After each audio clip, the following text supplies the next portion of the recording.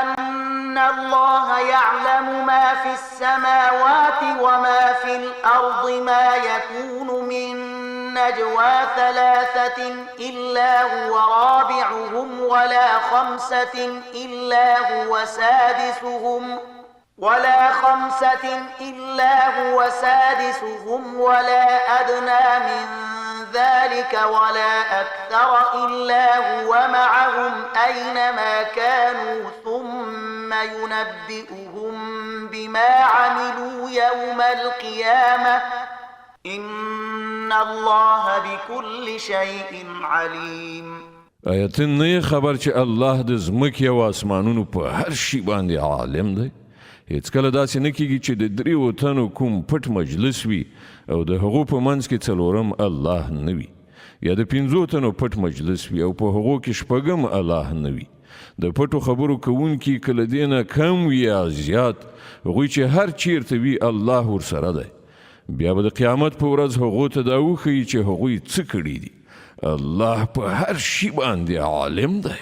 ألم تر إلى الذين نهوا عن النجوى ثم يعودون لما نهوا عنه ويتناجون بالإثم والعدوان ومعصية الرسول وإذا جاءوك حيوك بما لم يحيك به الله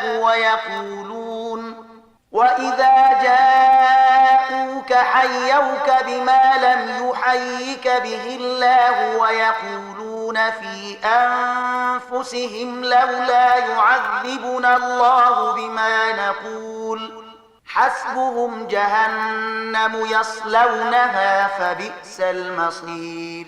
آیا تا هغه کسان ندي لیدلي چې هغوی له پټو خبرو کولو نه منع کړای شوي وو، بیا هم هغوی همغه حرکت کوي چې له هغه نه هغوی منع کړای شوي وو. دوی په پټه پټه په خپل منځ کې د ګناه او ظلم او د پیغمبر نه د سرغړاوي خبرې کوي، او کله چې تا ته راځي نو تا ته په هغه ډول سلام کوي چې هغسې الله پر تا سلام نه دی کړی، او په خپلو زړونو کې وایي چې زموږ پر دغو خبرو باندې الله موږ ته ولې عذاب نه راکوي. د دوی لپاره دوزخ کافي دی، دوی به د همغه د سون مواد شي. ډیر ناوړه عاقبت دی د دوی. يا أيها الذين آمنوا إذا تناجيتم فلا تتناجوا بالإثم والعدوان ومعصية الرسول وتناجوا بالبر والتقوى واتقوا الله الذي إليه تحشرون.